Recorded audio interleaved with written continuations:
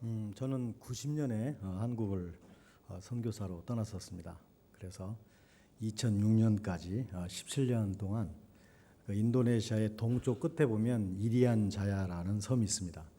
그 오른쪽 반은 파푸아 뉴기니라는 독립국이고 왼쪽 반은 인도네시아 땅 이리안 자야. 요즘에는 파푸아라고 불리는데 그곳에 있는 끄웨르바라는 부족에 들어가서 신약 성경을 번역하고 2006년에 나왔습니다.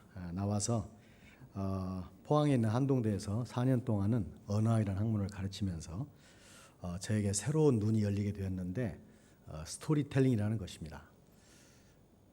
성경을 번역하면서 제 마음에 큰 부담이 제 나름대로 인생을 바치고 청춘을 바쳐서 성경을 번역하면 우리 부족 사람들이 성경 좀 많이 읽어주고 또 읽은 다음에 은혜 받고 교회가 세워지고 부흥되고 얼마나 좋겠어요. 그렇게 되면 제가 그걸 사실 바라고 꿈꾸고 간 건데 그런 일이 나지 않아서 굉장히 힘들었습니다. 성경을 읽지 않아요. 읽지 못해요. 읽으려고 하지 않아요. 그게 정말 힘들었어요. 나중에 알게 된 사실은 그들이 글자를 처음 보기 때문이라는 그런 단순한 이유뿐만 아니라 그들이 구전으로 사는 사람들이기 때문에 모든 걸 이야기로 사는 사람들이기 때문에 그렇다는 걸 알게 되었고, 그렇다면 지금까지 해온 일이 문어체 성경 번역이었다면 이제는 구어체 성경 번역을 위해서 내 일생을 남은 인생을 올인하면 좋겠다, 이런 생각이 들어서 SMI라는 스토리텔링 무브먼트 인스티튜트라는 단체를 만들어서 선교사님들을 섬기고 또 스토리텔링 방식으로 전도하고 성경 공부하고 주일학교 공과 교육하고 신학 교육하고 설교하는 이 5가지 사역을 돕는 그런 사역을 하고 있습니다. 오늘은 여러분과 함께 오늘 이 말씀을 가지고 이 말씀 우리에게 주는 의미가 뭐고 어떻게 살기를 요구하시는지를 한번 같이 생각해 보았으면 좋겠습니다. 그 미국의 동부에 데이비스라는 도시가 있는데 거기에 가면 이스턴 유니버시티라고 대학이 있습니다. 그 대학에는 굉장히 유명한 교수님이 한 분 계신데 그분 이름이 토니 캠펄로라는 목사님입니다. 이분은 사회학과 교수이고 또 주일날은 교회에서 설교를 하는 목사님으로 영미권에서 영어권에서는 아마 탑 10에 들어가는 설교 잘하기로 그런 굉장히 유명한 목사님이시고 이분의 책이 우리나라에도 지금 여러 권 번역이 되어 있습니다. 제가 이분의 책 중에서 굉장히 은혜를 많이 받았던 책 중에 하나가 천국은 파티입니다 라는 책이 있습니다. 천국은 파티라는 것이에요. 우리가 구약 성경을 보면 하나님께서 이스라엘 백성에게 파티를 명하셨고 잔치를 명하셨고 함께 먹고 즐거워하라고 말씀하셨고 이러한 하나님의 잔치 개념은 천국에도 계속된다는 것이죠. 우리가 천국에 들어가면 하나님이 배설한 하나님이 준비하신 천국 잔치에 들어가는 것이다. 사실 주님의 사람들이 모인 곳은 다 잔치해야 된다, 이런 주장을 하고 있는 책입니다. 그래서 바울과 실라가 감옥에 갔는데 그 감옥이 잔치 장소로 변하게 되죠. 기도하고 찬양하고. 예수님이 이 땅에 오셔가지고 가장 먼저 기적을 베풀었던 장소가 바로 사람들의 결혼 잔치였죠. 그런 점에서 천국은 잔치입니다라는 이 책은 굉장히 우리에게 공감을 주는 좋은 책이라고 생각이 드는데 그 중에서도 그분이 하와이에서 겪었던 그 경험담이 저에게 아주 큰 감동을 주었습니다. 이분이 이제 집회를 많이 다니시기도 하는데 이분이 이제 집회를 가게 되었어요. 그게 바로 하와이였어요. 사실 하와이는 본토와 6시간 정도의 차이가 있기 때문에 이분이 새벽 3시에 도착했는데 새벽 3시에 눈을 좀 붙이기에는 너무 배가 고픈 것이에요. 왜냐하면 자기가 살던 곳과는 6시간 차이 때문에 아침 9시란 말이죠. 잠시 눈을 붙이고 집회를 하기를 원하지만 배가 너무 고파서 안 되겠다. 요기를 하고 좀 눈을 붙이자. 그래서 이분이 숙소로 들어가지 않고 해안가를 거닐게 되죠. 음식점을 찾기 위해서. 그런데 새벽 3시다 보니까 거의 모든 가게들이 다 문을 닫았어요. 식당도 말할 것도 없이. 그래서 여러 번 돌아다니다가 마침내 아주 작은 식당 하나를 발견했는데 척 보기에도 굉장히 작고 지저분하게 보이고 별로 들어가고 싶지 않은 식당이에요. 하지만 선택의 여지가 없었어요. 그 식당만 열려 있으니까. 그래서 그 식당으로 막 들어가려고 하는데 또 이 상호명도 굉장히 마음에 안 들어요. 왜냐하면 상호명이 기름에 쪄든 숟가락, 이라는 뜻이에요. 그러니까 참 깨끗이도 못하면서 이름마저도 깨끗이 못하고 나오고 안 들어가고 싶지만 선택의 여지가 없으니까 들어갔어요. 아무도 없죠. 손님이. 주인 남자와 자기밖에 없어요. 주문을 합니다. 도너스 2개, 커피 1잔. 뭐 손님이 자기밖에 없기 때문에 뭐 금방 나왔죠. 그래서 이제 커피를 받아들고 커피를 마시면서 도너스를 먹으려고 막 하는데 갑자기 8명의 여자들이 막 왁자지껄 소리를 지르면서 이야기를 하면서 이 식당, 좁은 식당에 왁 들어오는 거예요. 이분들이 들어오자마자 테이블을 붙이고 의자를 조정해가지고 중앙에 딱 차지하고 앉고, 이 토니 캠프로라는 목사님은 처음부터 구석에 이렇게 앉아 있고, 그런데 뭐 한 남자가 와 있는지 안 와 있는지 뭐 신경도 쓰지 않고 막 떠들기 시작하는데, 이분들의 화장, 이분들의 옷, 이분들의 말투를 보니까 길거리에서 일하는 사람들이었어요. 이 사람들이 뭐 쌍욕을 하고 막 거칠게 얘기하고 막 그러는데, 이 목사님은 한쪽 구석에 이제 이렇게 찌그러져 있는 것이죠. 한참 뭔 얘기 저 얘기 막 험하게 얘기하더니 그 중에 있는 한 여자가 이렇게 이야기를 했어요. 얘들아, 내일이 말이야 나의 39번째 맞는 생일이야. 이렇게 말을 했어요. 그러자 나머지 7명의 여자들이 약속이나 한 듯이 막 핀잔을 주기 시작하는 것이에요. 아니 그래서 어쩌다는 거야. 그 얘기를 왜 여기서 해. 생일 파티를 열어줘? 케이크라도 잘라줘? 그래서 막 핀잔을 주는 것이에요. 그러니까 이 생일이라고 말을 내는 사람이 얼마나 무한해요. 그러니까 그것 때문에 막 화를 낸 것이요. 아니고 파티 열어달라는 게 아니고 그냥 그렇다고. 저쪽에서는 왜 그런 얘기를 얘기하냐고. 그래가지고 싸움이 붙은 거예요. 가지고 뭐 더 시끄러워졌어요. 뭐 쌍욕을 하게 되고 막 시끄러워지고 막 그러고 있어요. 한참을 떠들다가 이제 이 사람들이 나가게 되는데, 우리가 한번 생각해 볼 만하죠. 이 사람들 왜 그럴까요? 왜 친구가 같은 그래도 동종업에 종사하는 사람이 만약에 얘들아 나의 생일이야 내일이, 그러면 이렇게 말해주면 안 되나요? 그래 말이라도 생일 축하해. 우리가 이렇게 살다 보니까 제대로 생일 파티 하나 못 열어주고 있네. 아니 네가 생일이라는 것도 몰랐네. 이렇게 말해주면 안 될까요? 왜 이 사람들이 친구가 생일이라는데 그것 때문에 싸우기까지 핀잔을 주고 그렇게 이야기를 해야 될까요? 이 사람들이 바로 마음이 닫혀있기 때문에 그렇습니다. 그들의 어려운 삶과 비참한 삶과 그들의 여러 가지 상황이 그들로 하여금 친구에게 생일 축하해 라는 말도 해주지 못할 정도로 마음이 닫혀있는 사람들인 것이죠. 사실 이 세상에는 이와 같이 닫혀있는 사람이 생각보다 많습니다. 오늘 우리가 본문을 보시면 그 닫혀있는 한 영혼이 나오는데, 예수님께서 그 사람에게 어떻게 접근하시고 어떻게 그의 마음을 열어주시고 어떻게 그의 영혼을 열어주심으로 정상적인 삶을 살 수 있도록 해주셨는지를 우리는 살펴볼 수 있습니다. 여러분이 이미 우리가 함께 본문을 다 읽었지만 제가 이 본문을 이야기 형태로 다시 한번 여러분에게 들려드리겠습니다. 예수님께서 두로에서 수로보니게 여인 귀신 들린 딸을 치료하신 다음에 시돈을 지나고 그 다음에 데카폴리를 지나서 갈릴리 호숫가에 도착하셨습니다. 그러자 거기에 있는 사람들이 한 사람을 데리고 왔는데 그 사람은 들을 수 없고 말을 제대로 못하는 사람이었습니다. 그 사람들은 예수님께서 그에게 안수해 주시기를 원했습니다. 예수님께서는 그를 사람이 없는 곳에 데리고 가셔서 그의 귀에 손가락을 넣으시고 그 다음에 예수님의 손가락에 침을 뱉으신 다음에 그의 혀에다가 대시면서 하늘을 우러러 탄식하시고 에바다라고 말씀하셨습니다. 에바다라는 말은 아람 말인데 그의 뜻은 열리라라는 뜻이었습니다. 그러자 그 사람의 귀가 열리고 그 사람의 혀에 맺힌 것이 풀려서 바로 말이 분명해졌습니다. 예수님께서는 사람들에게 이 일을 말하지 말라고 말씀하셨지만 그럴수록 그 사람들이 더 많은 사람들에게 전파했습니다. 이 이야기를 들은 사람들은 심히 놀라면서 예수님께서 잘하고 계시는구나. 듣지 못하는 사람을 듣게 하시고 말을 못하는 사람을 말하게 하시는구나 라고 말했습니다. 이게 바로 마가복음 7장 31절부터 37절까지의 말씀을 그대로 제가 여러분에게 이야기 형태로 들려드린 것입니다. 오늘 이 사건, 실제 있었던 이 사건, 이 이야기 속에는 우리가 따라야 할 본이, 우리가 받아야 할 원칙이 여러 가지가 있는 것 같습니다. 예수님께 왔던 그 사람들, 그 사람들이 원했던 것은 바로 이 말 못하고 듣지 못하는 사람에게 안수해 주기를 원하는 것이었습니다.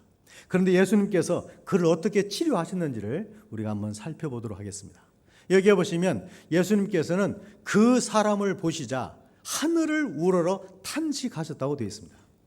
하늘을 우러러 탄식했다는 말은, 이 말은 마음의 깊은 아픔을 표현했다는 말이고, 너무 힘들어서 울분을 토하듯이 탄식하셨다, 이렇게 봐야 할 단어입니다.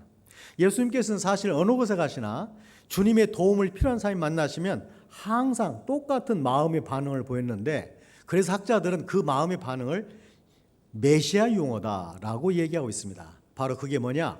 불쌍히 여기셨다는 말이에요. 동정하셨다는 말이에요. 긍휼히 여기셨다는 말이에요.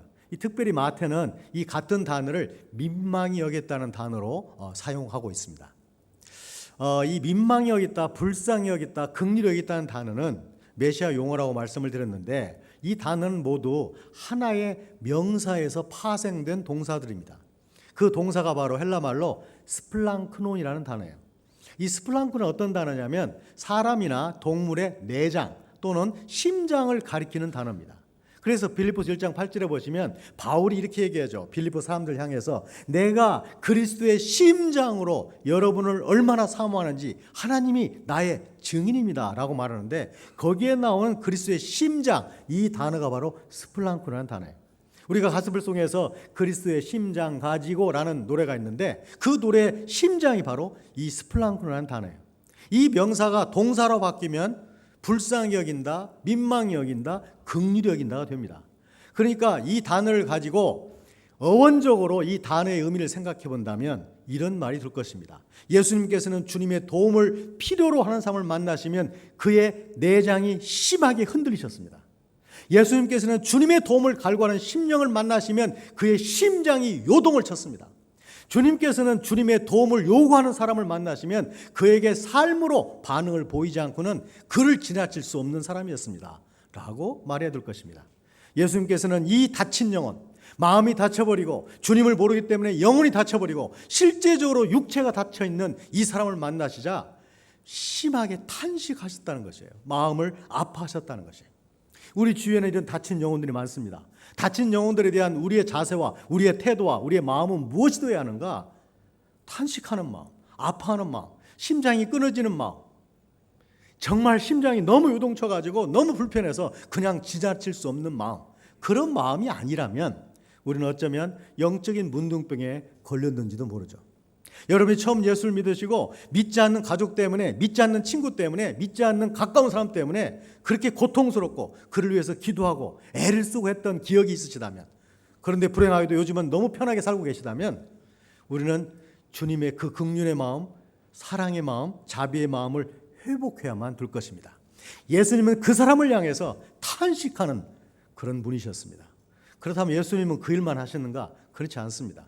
우리가 성경에 보면 상당히 이해가 안 가는 행동을 하셨습니다.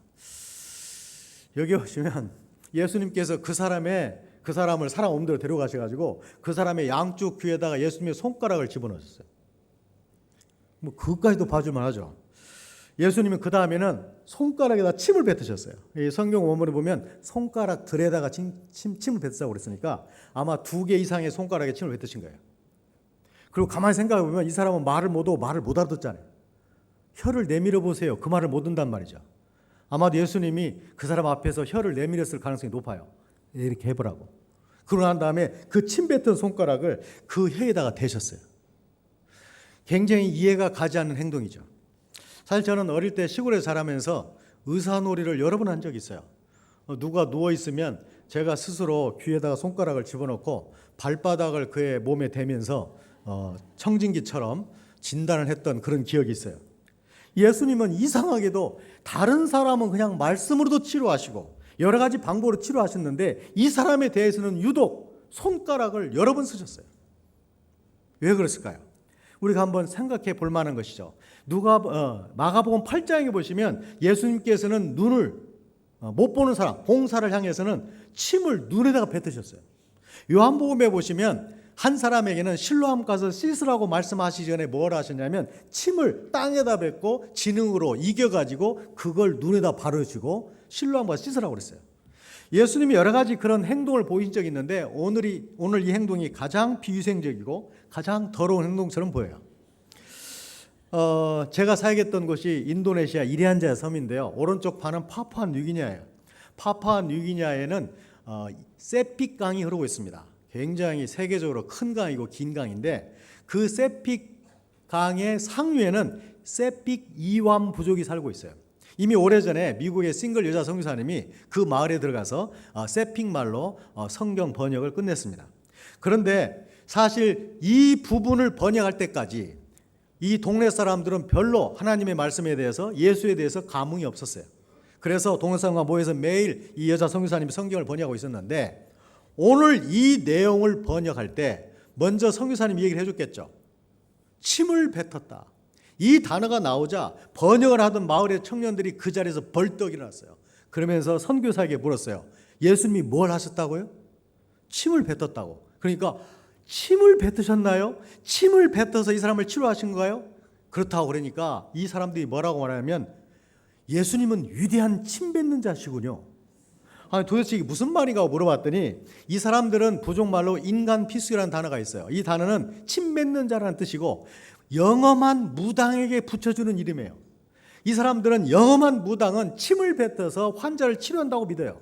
그런데 지금까지 한 번도 침을 뱉어서 치료한 무당을 본 적은 없어요.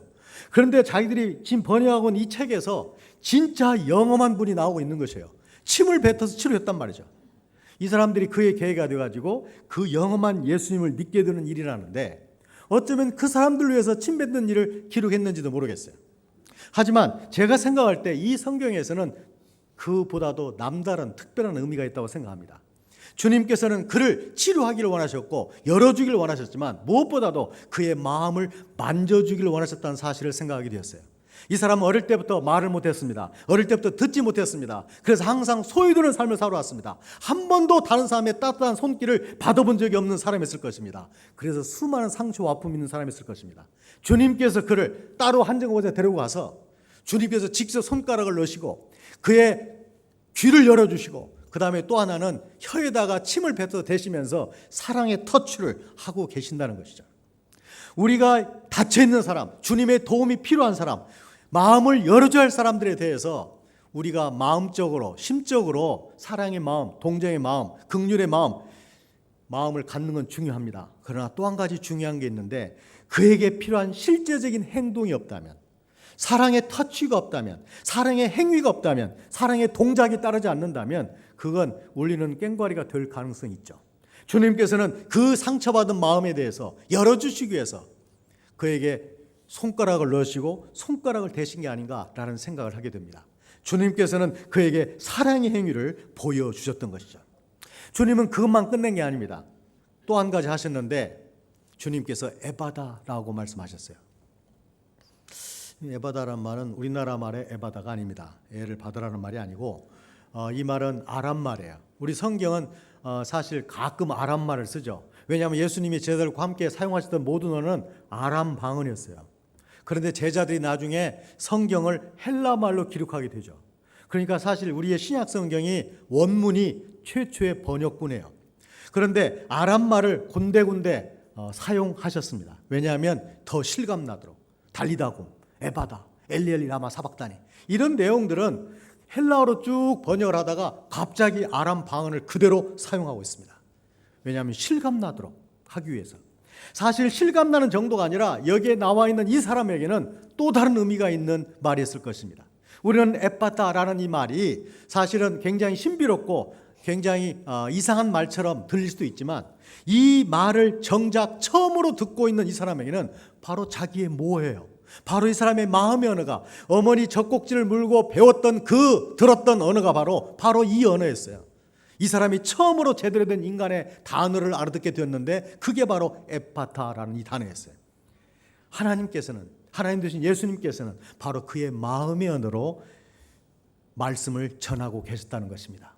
만약 우리가 사람에게 어떤 명령을 한다면 그 명령은 별로 쓸데없는 명령이 될 것이에요. 왜냐하면 우리가 우리의 신체 기관의 일부에게 말한다고 해서 명령한다고 해서 들을 것이 아니기 때문에. 그러나 주님이 말씀하셨다면 그건 달라질 것이에요. 왜냐하면 주님이 우리의 모든 신체를 만드셨고 우주를 만드셨고 인간을 만드셨기 때문에 그렇죠. 그 만드신 창조주께서 말씀하시기를 열리라는 것이에요. 아마도 이 사람에게는 감격스러운 말이었을 것이고 능력 있는 말씀이었다는 사실을 우리는 알 수 있습니다. 주님께서는 우리에게 그래서 세 번째로 명령하신 게 뭐냐면 그런 마음을 가져야 된다. 사랑의 행위가 동반돼야 된다. 또 하나는 뭐냐면 하나님의 능력의 말씀을 사용하라는 것입니다. 우리는 그 사람들의 마음을, 그 사람들의 영혼을, 그 사람들의 육체를 열어줄 수 없는 존재들이지만 우리가 그 능력의 하나님 말씀을 사용할 수 있다면 우리는 그 일을 할 수 있다는 것이에요. 그 일이 있은 다음에 어떤 일이 났는가? 마가는 아주 즉시 바로라는 단어를 많이 사용합니다. 여기서도 유투스라는 단어를 사용하고 있어요. 그 명령이 주어지자마자 곧바로 바로 즉시 그의 귀가 열렸다고 되어 있습니다. 그의 혀에 맺힌 것이 풀려서 말이 분명해졌다고 얘기하고 있습니다. 우리가 예수님이 보여준 이것들을 닫혀있는 주위 사람들에게 사용할 수만 있다면 우리도 바로 닫힌 영혼들을 향해서 귀한 일을 할 수 있다는 그런 확신을 갖게 되는 것이죠. 자, 이제 우리는 다시 토니 캠플러 목사님의 이야기로 돌아가도록 하겠습니다. 이제 그 사람들이 돌아갔습니다. 그러고 난 다음에 이제 이 주인인 해리와 이제 토니 캠플러 목사님 둘만 남았습니다. 토니 캠플러 목사님이 주인인 해리에게 물었습니다. 해리 씨, 저 사람들이 매일 오나요? 그래서 이렇게 얘기했어요. 주인이. 아이고 골치 아픈 사람들이에요. 맨날 이 시간만 되면 와서 이렇게 떠들다가 싸우다 가요. 아 그렇군요. 아 그런데 아까 그 생일을 맞이했다는 분의 이름이 어떻게 됩니까? 아 그분요. 그분은 아그네스입니다. 아 그래요. 해리 씨, 내가 한 가지를 제안하고 싶은데 좀 나를 좀 도와줄 수 있나요? 뭔데요? 제가 내일 이 시간에 그 미스 아그네스를 위해서 깜짝 생일 파티를 열어주고 싶은데 도와줄 수 있나요? 해리가 이렇게 얘기했어요. 그 참 좋은 생각이네요. 저는요 케이크를 잘 만들어요. 그럼 제가 케이크를 만들게요. 토니 캠플러 목사님이 이렇게 얘기했습니다. 제가 모든 경비를 대겠습니다. 그 친구분들에게 살짝 전화해가지고 본인은 모르게 하고 이제 풍선도 좀 달고 이제 글자판도 좀 새겨서 달고 당신은 케이크 만들고 케이크에다도 글자도 새기고 우리 깜짝 생일 파티를 한번 열어줍시다. 그래서 잘 진행이 되었어요. 전화해가지고 일부 사람들이 시간을 내가지고 와서 풍선 장식도 달고 글자를 크게 해피 버스데이 투 미스 아그네스. 그 다음에 케이크도 중앙 그 테이블에다가 크게 케이크를 만들어가지고 해피 버스데이 투 미스 아그네스 그렇게 기록했어요. 그리고 3시가 되었어요. 이제 보통 때처럼 물론 다른 사람 다 알고 있죠. 생일 파티가 있다는 거. 이제 아그네스만 모르는 가운데 중간쯤 끼어가지고 그 집으로 막 들어오고 있어요. 몇 사람이 들어오고 중간에 있던 이제 아그네스가 막 문턱을 넘으려고 하는데 딱 눈에 들어온 게 뭐냐면 해피 버스데이 투 미스 아그네스. 그 밑에는 큰 케이크 하나 있는 것이에요. 이 여자가 그걸 보자마자 문턱에 덜푸덕 주저앉았어요. 이분은 이 토니 캠플러 목사님이 자기 책에서 뭐라고 말하면 나는 한 인간이 그렇게 경악하며 그렇게 슬피 우는 것을 본 적이 없다. 그렇게 써놨어요. 이 여자가 거기에 덜푸덕 앉아가지고 엉엉 우는 것이에요. 한참을 울었어요. 그러자 이제 친구들이 조심스럽게 이야기를 하죠. 아그네스야, 촛불 꺼야지. 케이크 잘라야지. 그러자 아그네스가 울면서 이렇게 얘기했어요. 얘들아, 이거 오늘 자르지 말고 촛불 끄지 말고 우리 집에 며칠만 갖다 놓으면 안 될까? 내가 며칠만 집에 갖다 놓고 보면 안 될까? 내가 오늘이 39살 되는 날인데 나는 난생 처음으로 받아보는 케이크야. 내가 그렇게 하면 안 될까? 처지가 비슷했고 처지가 다 같이 비참했던 여자분들이 함께 어울려서 한참을 또 같이 울었어요. 한참을 온 다음에 토니 캠플러 목사님이 말을 시작했습니다. 여러분, 오늘 생일을 맞은 미스 아그네스를 위해서 그리고 오늘 생일을 축하를 해준 친구 여러분을 위해서 제가 기도하면 안 될까요? 누가 그런 상황에서 반대하겠어요? 해달라고. 그러자 토니 캠플러 목사님이 정말 진심 어린 기도를 해요. 그들의 아픔을 씻어줄 수 있는 만큼의 충분한 기도를 해줘요. 그날 그 기도를 끝낸 다음에 이 8명의 여자분들이 예수님을 영접합니다. 정말 감격스러운 생일을 맞이했어요. 그렇게 싸우고 험한 말하고 그렇게 힘들었던 여자분들이 정말 위로해주고 격려해주고 사랑을 나누는 정말 뜻깊은 생일 파티를 하게 되었어요. 이제 이분들이 다 돌아간 다음에 다시 토니 캠플러 목사님과 해리가 남았어요. 해리가 대뜸 이렇게 말했어요. 토니 캠플러 목사님에게, 아니 당신 왜 나한테 목사로 얘기하지 않았어요? 도대체 당신은 어느 교단에 속한 목사입니까? 라고 물었어요. 그러자 토니 목사님이 이렇게 얘기했어요. 나는 새벽 3시에 길거리 여자분들에게 생일 파티를 열어줄 수 있는 교단에서 나온 목사입니다. 그러니까 해리가 이렇게 얘기했어요. 당신 말을 믿을 수가 없다고. 만약에 당신 같은 목사가 있었다면, 당신 같은 교회가 있었다면, 당신이 속해 있는 그런 교단이 있었다면 나는 이미 오래전에 예수를 믿었을 겁니다.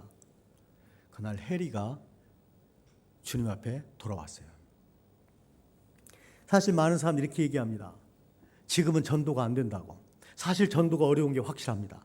여기는 종교적인 상황과 정치인 상황 때문에 어려운 곳이기도 하지만 한국은 이제는 더 이상 예수를 믿으려는 사람이 없는 것처럼 보일 정도로 전도가 되지 않습니다. 과연 전도가 되지 않을까요? 우리 주위에 여전히 다친 사람, 육체가 다치고 마음이 다치고 영혼이 다친 사람이 수두룩한데 과연 이제는 전도가 안 되는 것일까요?